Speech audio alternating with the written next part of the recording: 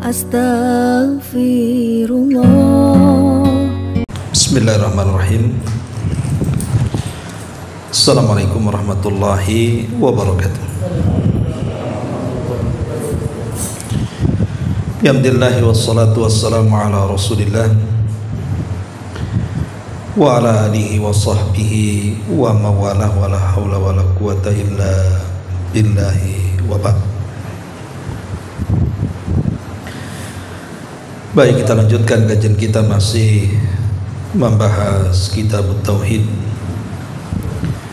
dan kita masuk pada bab ketiga, man haqqaqa tauhida dakhalal jannata bighairi hisabin. Siapapun yang memurnikan tauhid maka akan menyebabkan masuk surga tanpa hisab.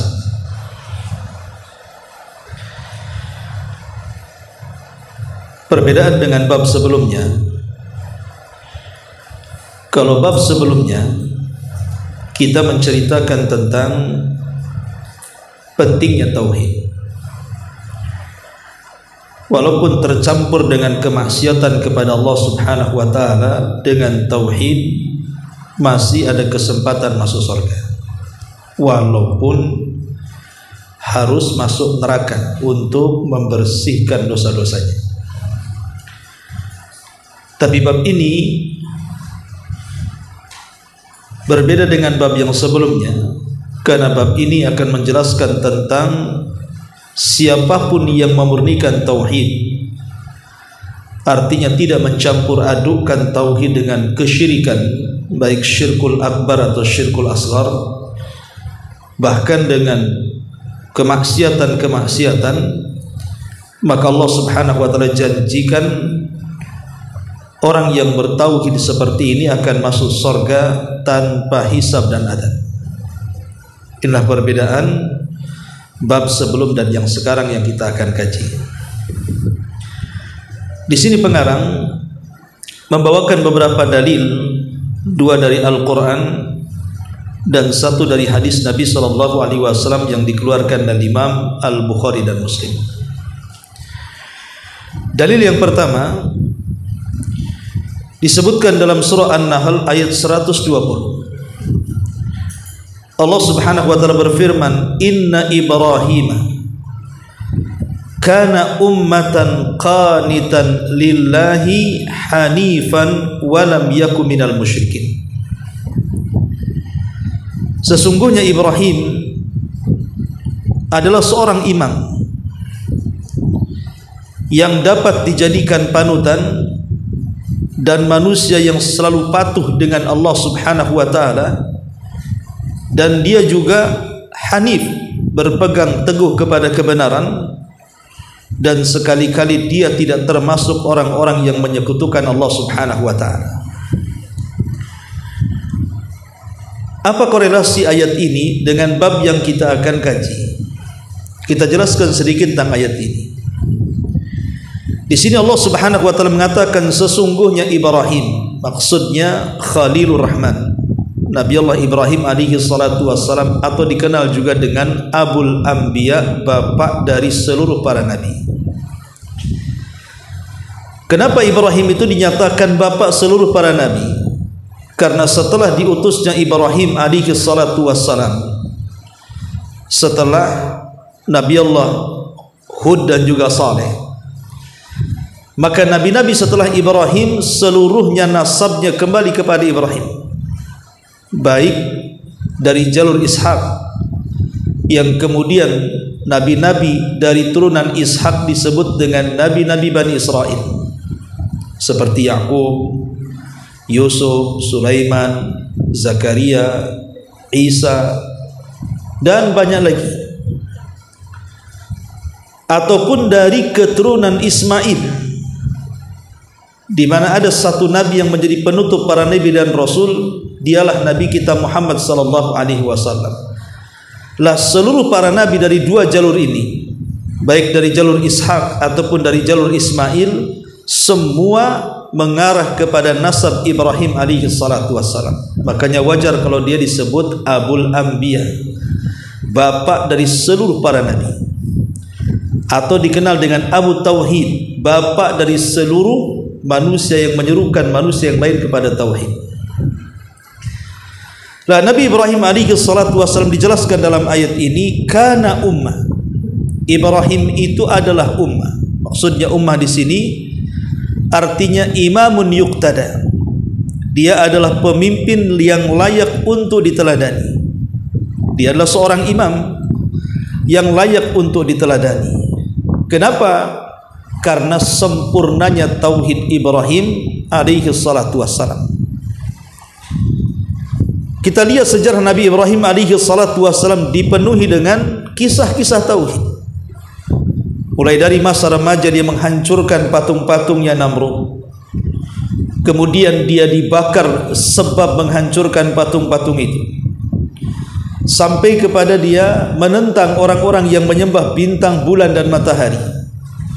Dan dia pun berlepas diri dari kesyirikan ayahanda dan seluruh kaumnya, sampai akhirnya hijrah dari Irak kemudian ke Haran, dari Haran kemudian ke Palestina, dari Palestina kemudian ke Mesir, dari Mesir balik lagi ke Palestina.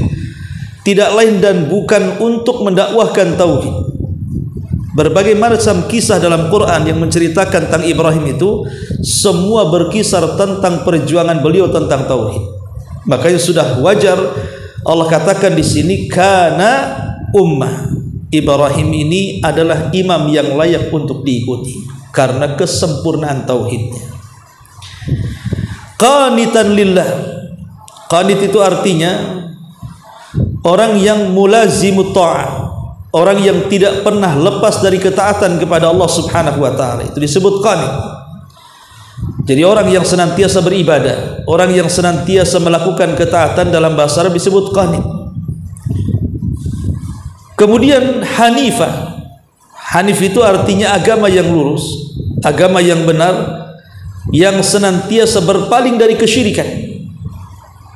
Dan Allah Subhanahu wa taala tutup walam yakum minal musyrikin, dan Ibrahim bukan termasuk hamba-hamba Allah yang menyekutukan Rabbnya. Dari sini Allah Subhanahu wa taala memuji Ibrahim dengan 4 kalimat.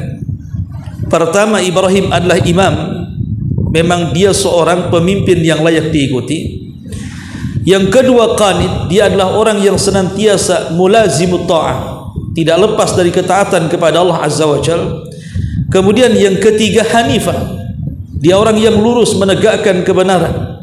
Dan yang terakhir, walam yakum minal musyrikin, dan dia bukan termasuk hamba Allah yang menyekutukan, alias dia adalah orang yang senantiasa mentauhidkan Allah Azza wa Jalla. Jadi korelasi bab dengan ayat ini adalah kalau kita ingin memurnikan tauhid dan menjadi orang-orang yang masuk surga tanpa hisab dan azab, tirulah Ibrahim. Tirulah Ibrahim. Ibrahim adalah nabi yang disuruh oleh Allah Subhanahu wa taala dalam Al-Qur'an setelah Nabi kita Muhammad sallallahu alaihi wasallam adalah Nabi Ibrahim sebagai uswatun hasanah, suri teladan yang layak diikuti. Ini yang pertama. Kemudian ayat yang kedua disebutkan dalam surah Al-Mu'minun ayat 59, Allah mengatakan walladzina hum bi rabbihim la yusyrikun, dan orang-orang yang tidak mempersekutukan dengan Rabb mereka dengan satu apapun. Jadi di antara sifat orang-orang yang beriman adalah orang-orang yang tidak mempersekutukan dengan Rabb satu apapun. Kita tahu bahwa yang mengotori tauhid itu 3 dosa. Yang mengotori tauhid itu 3 dosa. Pertama, syirkul akbar, syirik besar. Kalau orang yang melakukan tauhid melakukan syirkul akbar, bukan hanya mengotori tauhid, bahkan mengeluarkan dia dari tauhid.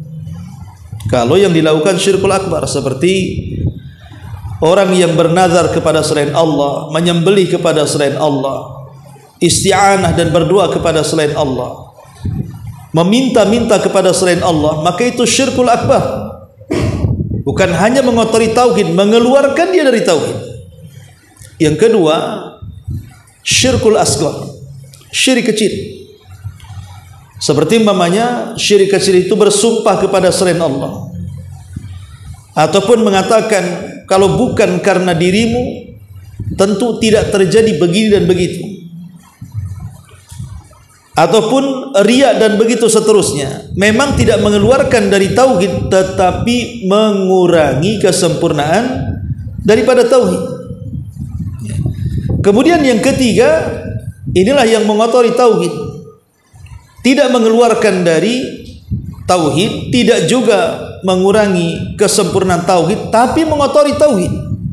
Itulah dosa-dosa besar: zina, mencuri, berjudi, menggibah, dan yang semacamnya. Seluruh kabairudz dzunub, dosa-dosa besar, adalah yang mengotori tauhid. Dan orang-orang yang beriman ketika mereka memantapkan tauhid, maka mereka akan menjauhi tiga perkara ini: syirkul akbar, syirkul asghar, dan kabairudz dzunub. Ini dalil yang kedua. Dalil yang ketiga, pengarang menyebutkan satu riwayat yang cukup panjang, kisah Husain ibn Abdurrahman.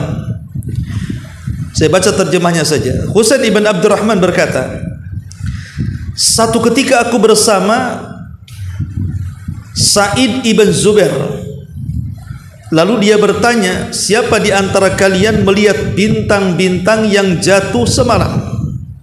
Jadi Sa'id ibn Zubair rahimahullahu ta'ala bertanya, siapa di antara kalian yang melihat bintang-bintang yang jatuh semalam? Maksudnya meteor, melihat meteor yang jatuh.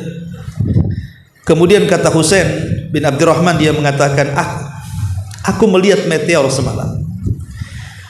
Kemudian kataku, ketahuilah, sesungguhnya aku tidak sedang melaksanakan salat, karena aku disengat kala jengking semalam. Lalu ia bertanya kepadaku, lalu apa yang kau lakukan setelah tersengat itu? Aku jawab, aku meminta ruqyah. Kemudian dia bertanya lagi, apa yang mendorong kamu melakukan hal itu? Maksudnya, kenapa kau harus minta ruqyah? Aku menjawab, yaitu sebuah hadis yang diriwayatkan oleh Asy-Sya'bi, yang diceritakan kepada kami. Dalam riwayat itu boleh, tidak ada masalah, kita ini minta ruqyah.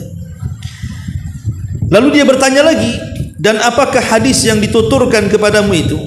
Aku menjawab, dia menuturkan hadis kepada kami dari Buraidah ibn Husayb, di mana Rasul mengatakan, la ruqyata illa min ainin aw humma, tidak ada ruqyah kecuali karena ain atau karena terkena sengatan.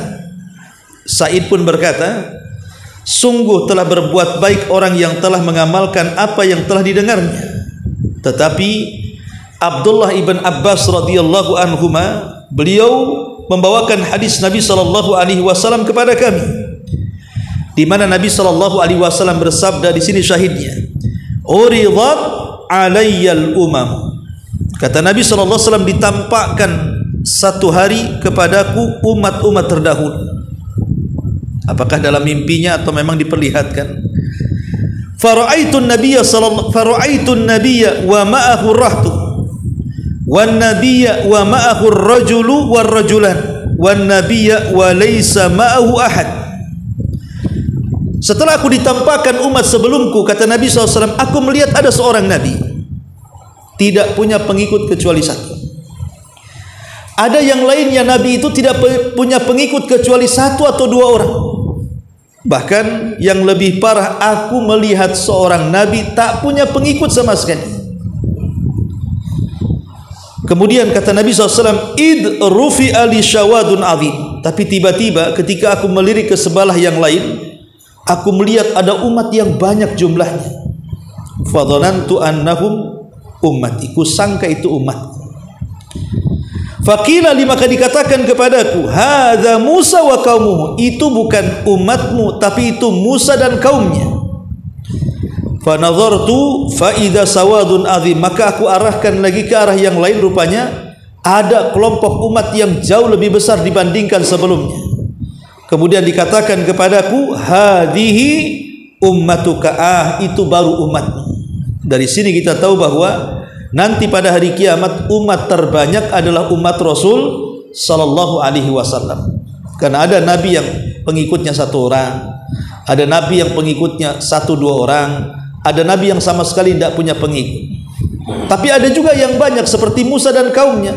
Tapi ada yang jauh lebih banyak dibandingkan mereka adalah umat Nabi sallallahu alaihi wasallam. Makanya kemudian Rasul mengatakan, ketika dikatakan itulah baru umat, wa ma'ahum sab'una alfan yadkhulunal jannah bighairi hisab wala adab. Dan dari sekian banyak umat wahai Muhammad, ada 70.000 yang mereka akan dimasukkan ke dalam surga tanpa hisab dan adab. Tiba-tiba Nabi pun kemudian berdiri pergi meninggalkan para sahabat. Sehingga para sahabat kemudian bertanya-tanya satu dengan yang lainnya, siapa 70.000 ini yang dimaksud Nabi itu? Apakah mereka kami? Apakah mereka anak-anak kami? Ataukah mereka siapa? Karena Rasul tidak menyebutkan sifatnya, hanya menyebutkan jumlahnya saja. Ketika sudah ramai manusia menduga-duga siapa mereka, maka Nabi SAW kemudian keluar di pagi harinya, baru kemudian menjelaskan siapa yang 70.000 orang yang masuk surga tanpa hisab dan adab itu. Kata Nabi SAW, humul ladzina la yastarqun wa la yatatayyarun wa la yaktawun wa ala rabbihim yatawakkalun. Kata Nabi SAW, mereka adalah orang-orang yang tidak pernah meminta ruqyah. 1. Mereka adalah orang-orang yang tidak pernah tatayyur. 2. Kemudian mereka adalah orang-orang yang tidak pernah meminta untuk diobati dengan besi panas, besi yang diletakkan dalam api sehingga memerah, ya. 3. Kemudian yang keempat, yang terakhir, dan mereka adalah umat yang senantiasa tawakal kepada Rabbnya. Itulah 70.000 yang masuk surga tanpa hisab ini kalau memenuhi 4 kriteria ini. Mereka bukan sahabat, mereka bukan tabi'in, mereka bukan tabi'ut tabi'in, tapi mereka adalah siapa saja dari sejak zaman sahabat, tabi'un, tabi'ut tabi'in, atba'ut tabi'in sampai kepada kita, yang pasti memiliki 4 sifat: tidak minta ruqyah, tidak tatayyur, tidak minta dikai, dan mereka senantiasa bertawakal kepada Allah. Dan ini menunjukkan tentang kesempurnaan tauhid. Orang yang melakukan 4 perkara ini menunjukkan sempurna tauhid. Makanya Allah masukkan mereka ke dalam surga tanpa hisab dan adab. Ada seorang sahabat namanya Ukasha ibn Mihsan, tiba-tiba berdiri dan mengatakan, ya Rasulullah, bisa enggak kau doakan aku termasuk 70.000 itu? Ud'ullaha an yaj'alani minhum. Ya Allah, ya Rasulullah, berdoalah untukku agar aku termasuk mereka 70.000 itu. Tiba-tiba Nabi SAW mengatakan, na'am ya, engkau termasuk dari 70.000 itu. Tiba-tiba setelah Ukasha bin Mihsan bangkit meminta doa, semua ikut bangkit dan mengatakan, aku juga wahai Rasul, aku juga wahai Rasul. Maka Rasul mengatakan, sabaqaka biha Ukasha, telah mendahului kalian Ukasha. Seolah-olah Rasul mengatakan, apakah kalian layak seperti Ukasha? Tapi Rasul tidak kasar ngomongnya, hanya mengatakan, maaf, Ukasha sudah mendahului kalian. Rasul ingin mengatakan kalian belum layak, tapi Rasulullah SAW menggunakan kalimat sindiran dan hanya mengatakan Ukasha telah mendahului kalian semua. Ya. Hadis ini dikeluarkan dari Imam Al-Bukhari dan Muslim. Lalu apa syahid daripada bab ini? Bab ini kan mengatakan, siapa yang memurnikan tauhid maka akan masuk surga tanpa hisab dan adab. Maka hadis ini menjelaskan siapa orang-orang yang masuk surga tanpa hisab dan adab itu. Pertama, mereka adalah orang-orang yang tidak minta diruqyah. Kenapa orang yang tidak minta diruqyah itu dikategorikan termasuk 70 orang yang masuk surga tanpa hisab dan adab? Pertama, liquwati i'timadihim 'ala Allah. Ketika orang ini tidak minta ruqyah, berarti memang dia memiliki kekuatan untuk menyandarkan hidupnya hanya kepada Allah.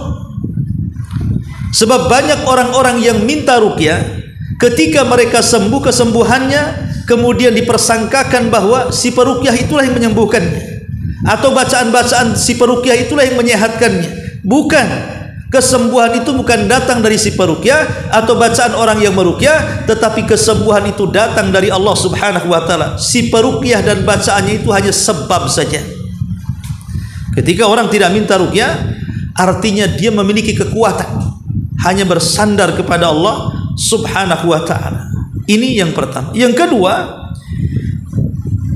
orang yang tidak minta diruqyah itu dia punya kemuliaan jiwa. Dia punya kemuliaan bahwa dia tidak mau merendahkan diri kepada orang lain dengan meminta-minta. Sebab kalau kita datang kepada orang, tolonglah ruqyah saya, hakikatnya kita menjatuhkan kemuliaan kita di hadapan orang. Karena meminta-minta kan, berarti kita berhajat kepada orang itu. Kita tidak punya kemuliaan. Orang yang tidak minta diruqyah, kenapa? Karena mereka ingin meletakkan kemuliaan itu hanya kepada Allah. Kalaupun harus menghinakan diri meminta, hanya kepada Allah saja, bukan kepada si peruqyah. Ini yang kedua. Kemudian yang ketiga, dia menjaga hati. Jangan sampai kemudian hatinya berpaling kepada para peruqyah. Yang seperti saya katakan tadi, hatinya kemudian ada sedikit mengakui jangan-jangan yang menyembuhkan itu karena peruqyah fulan dan alan, bacaan fulan dan fulan. Maka dia jaga hatinya. Dia hanya memberikan hatinya kepada Allah Subhanahu wa taala. Inilah di antara sifat yang pertama orang yang sempurna tauhid adalah orang yang tidak minta diruqyah. Sebenarnya para ulama mengatakan, apakah hukum minta diruqyah ini? Meminta orang untuk meruqyahnya tidak boleh. Ya. Boleh saja hukumnya. Cuman masalahnya kalau dia meminta ruqyah akan dikeluarkan dari 70 orang, 70.000 orang yang masuk surga tanpa hisab dan azab. Kecuali kata para ulama seperti yang difatwakan Lajnah Daimah, Syekh bin Bas dan yang lainnya, mengatakan kecuali kalau dia punya penyakit dan tidak bisa disembuhkan kecuali ruqyah. Dia tidak punya penyakitnya. Dia punya penyakit tidak bisa disembuhkan dengan medis. Dia tidak bisa disembuhkan dengan dokter, dengan obat-obat apotek dan begitu seterusnya, tapi hanya bisa disembuhkan dengan cara diruqyah. Kalau memang itu kenyataannya, maka meminta ruqyah disebabkan tidak ada yang bisa menyembuhkan kecuali dengan ruqyah, maka kalau dia minta ruqyah bukan termasuk orang yang dikeluarkan dari 70.000 orang yang masuk surga tanpa hisab dan azab. Jadi maksudnya orang yang dikeluarkan dari 70.000 orang yang masuk surga tanpa hisab dan azab ini maksudnya orang yang sengaja memudah-mudahkan sedikit-sedikit minta ruqyah. Gak enak sedikit minta ruqyah, demam sedikit minta ruqyah, gerges sedikit minta ruqyah. Pokoknya sedikit-sedikit minta ruqyah. Ini bahaya. Ya. Ini yang pertama. Yang kedua adalah meminta diobati dengan penyakit kai, dengan alat besi yang disebut dengan kai. Nabi mengatakan, "Asy-syifa'u fi thalathatin, fi syurtati mihjamin, aw syurbati asalin, aw kayyati binarin, wa ana anha ummati anil kai." Kata Rasul dalam hadis, terapi pengobatan itu ada 3 cara. Pertama berbekam, kedua minum madu, dan yang ketiga kai, menempelkan besi panas pada daerah yang terluka. Karena begini, dulu di zaman Nabi belum ada barang-barang yang bisa mensterilkan luka.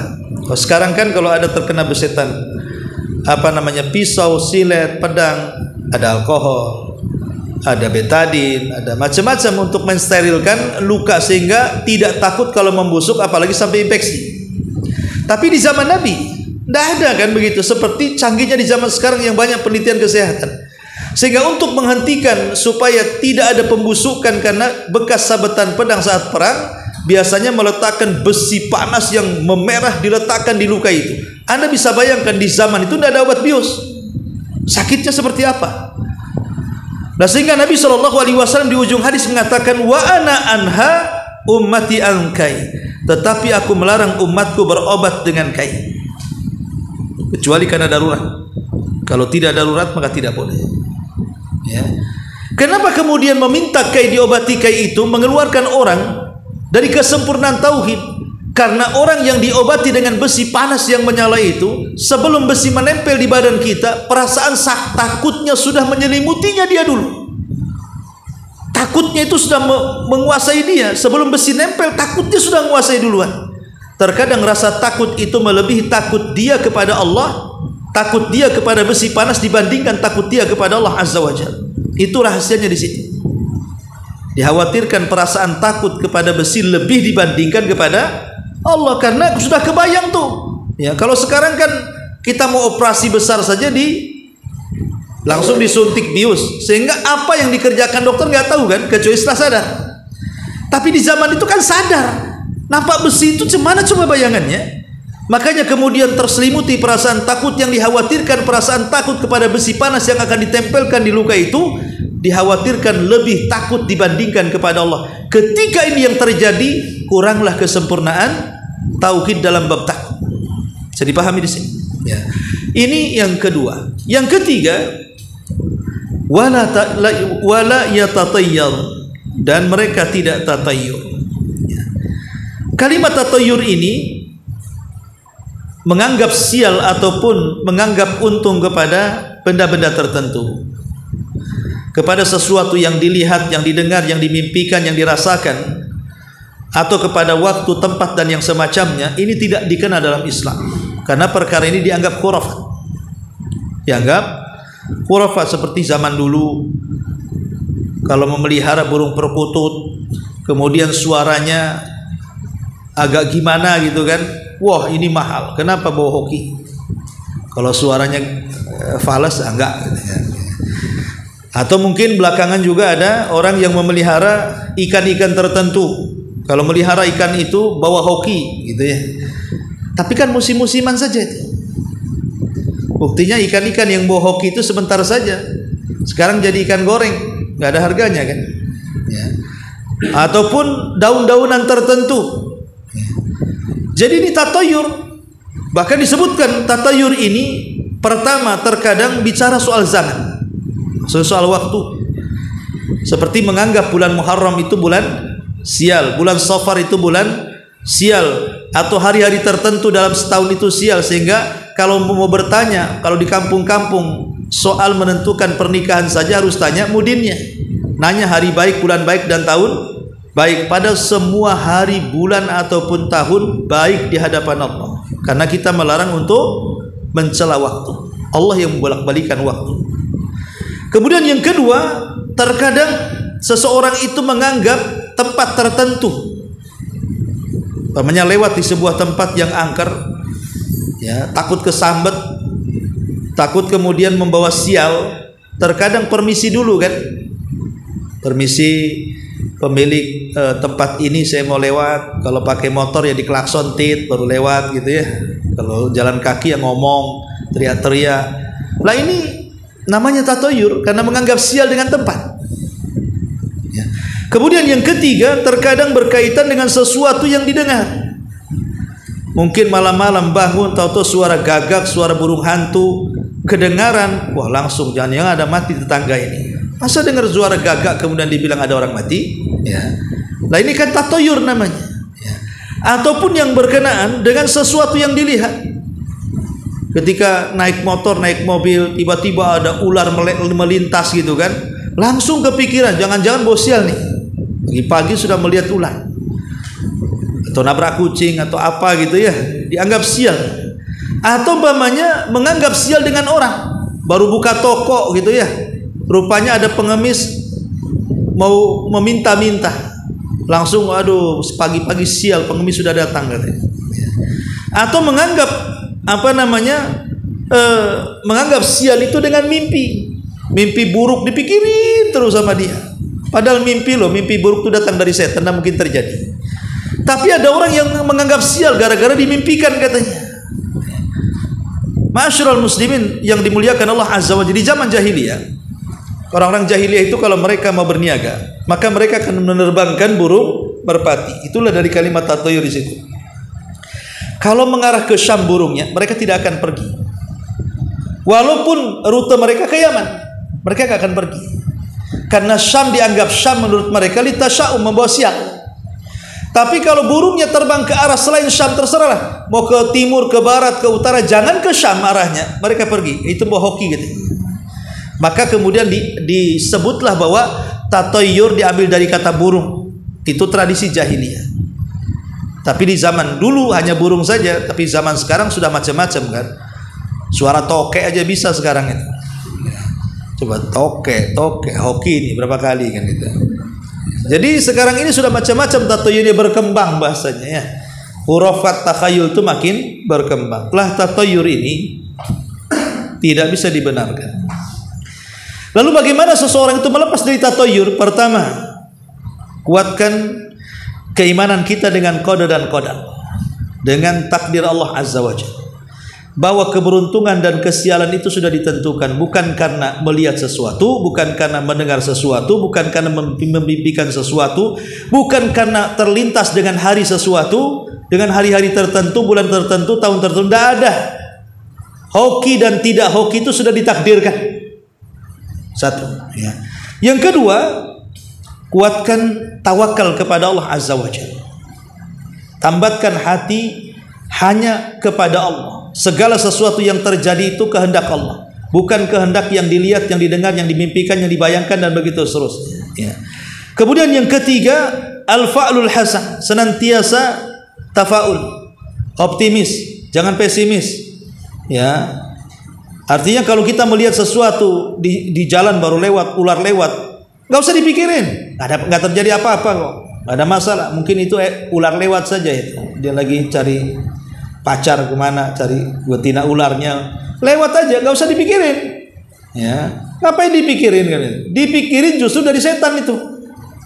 Kemudian yang keempat, kalau memang kita ini masih memikirkan sesuatu yang kita dengar, kita lihat, kita saksikan, kita mimpikan, maka bacalah bacaan yang diajarkan Nabi, seperti membaca qul a'udzu birabbin nas, qul a'udzu birabbil falaq, qul huwallah, ayat kursi, akhir surah Al-Baqarah, atau doa-doa tertentu yang diajarkan Nabi SAW. Kemudian yang kelima, berhusnudzan, berbaik sangka dengan Allah. Jangan buruk sangka dengan Allah ya. Dan yang terakhir, tentunya kalau perkaranya harus memilih ya, maka istikharahlah kepada Allah Azza wa Jalla. Ini diantara tatoyur, dan itu sangat mengganggu tauhid kaum muslimin. Dan yang terakhir tentu wa ala rabbihim yatawakkalun, bertawakal kepada Allah Subhanahu wa taala. Artinya menyandarkan hati hanya kepada Allah di dalam mengejar sebuah manfaat atau mencegah sebuah madarat. Semua tambatkan kepada Allah. Tawakal ini adalah permisalan tingkat tauhid yang paling tinggi. Orang kalau sudah betul-betul tawakal, pasti tenang hatinya. Contoh umpamanya orang yang mau dipecat di perusahaan, mau di PHK, kan udah ketar-ketir, belum lagi namanya keluar, udah ketar-ketir, jangan-jangan saya pula yang kena di PHK di situ. Pas betul-betul nama dia di sana, kiamat besar tuh. Langsung berpikir, aduh mau kerja di mana lagi, mau makan apa lagi, jangan-jangan itu skenario Allah.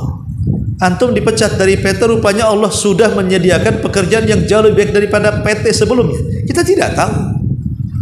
Ya, kenapa mesti kemudian terpikir, bingung? Nah, itulah orang yang tidak tawakal seperti itu tuh. Jadi musibah sedikit saja kayak kiamat kubra. Tapi orang yang bertawakal kepada Allah, pasti dia akan yakin dengan skenario Allah. Boleh jadi Allah Subhanahu wa taala sedang mengatur sesuatu yang lebih baik daripada sebelumnya. Kita tidak tahu. Maka serahkan sepenuhnya kepada Allah Subhanahu wa taala. Bismillahi tawakkaltu 'ala Allah. Lah inilah orang-orang yang menyempurnakan tauhidnya. Lah ketika kemudian Nabi mencontohkan 4 perkara dianggap menyempurnakan tauhid, makanya Nabi SAW kemudian menyambungkan dengan kalimat bahwa orang-orang itu yang pantas masuk surga tanpa hisab dan adab, dan jumlah mereka tidak banyak, hanya 70.000 orang saja dari umat Rasul sejak zaman sahabat hari ini sampai kiamat ya. Berarti memang yang 70.000 itu umat pilihan yang betul-betul tauhidnya tidak tercampur dengan syirkul akbar, syirkul asghar ataupun dosa-dosa besar. Baru mereka akan masuk surga tanpa hisab dan adab. Inilah diantara penjelasan para ulama tentang bab man haqqaqa tauhid dakhalal jannah bighairi hisab. Siapa yang memurnakan tauhid maka dia masuk surga tanpa hisab. Baik, sampai di sini. Kalau ada yang bertanya silakan. Kalau enggak kita tutup.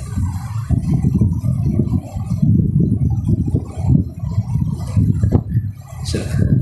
Apakah kita air belum termasuk? Sekarang kan istri saya ada di rumah sakit, jadi saya minta doa. Apakah minta doa termasuk minta ruqyah? Enggak. Kalau minta doa itu bukan minta ruqyah. Minta ruqyah itu kita mendatangkan orang, kemudian orang itu membacakan Quran di depan orang yang sedang sakit. Itu namanya minta ruqyah.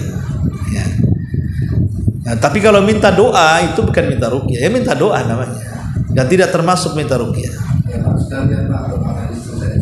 Oh, masya Allah, saya doakan. Dan semua juga mendoakan semoga Allah Subhanahu Wa Taala mengangkat penyakitnya dan menyembuhkannya. Amin ya rabbal alamin. Iya. Ada lagi? Iya. Apakah air itu bisa berubah pola? Penyakit ain ini penyakit yang berbahaya. Karena sebagian umat Nabi itu meninggal karena ain. Sebagian besar umat Rasul itu meninggal karena ain. Lalu apa itu ain? Ain itu penyakit mata. Bukan penyakit mata itu maksudnya penyakit mata yang kita kenal, mata merah, belean, itu dengan install saja sembuh. Tapi maksudnya di sini penyakit mata di sini artinya bagian daripada sihir yang terlahir daripada hasad. Jadi penyakit ain itu lahirnya karena hasad. Orang hasad dengan kita, lahirlah penyakit ain, dan itu bagian daripada sihir. Sehingga terkadang pandangan mereka merusak apa yang mereka lihat. Kalau mereka suka dengan motor kita, kemudian tumbuh hasadnya, motor kita itu nggak akan sehat. Ntar masuk bengkel, ntar mogok, ntar apa gitu. Itu namanya penyakit ain. Ya. Dia suka dengan rumah kita, tapi dia tidak bisa menguasainya, hanya hasad saja. Maka rumah kita ini pasti banyak masalah. Bertengkar suami istri terus-terusan, bocor sana sini, dengan anak nakal, begitu seterusnya. Ya.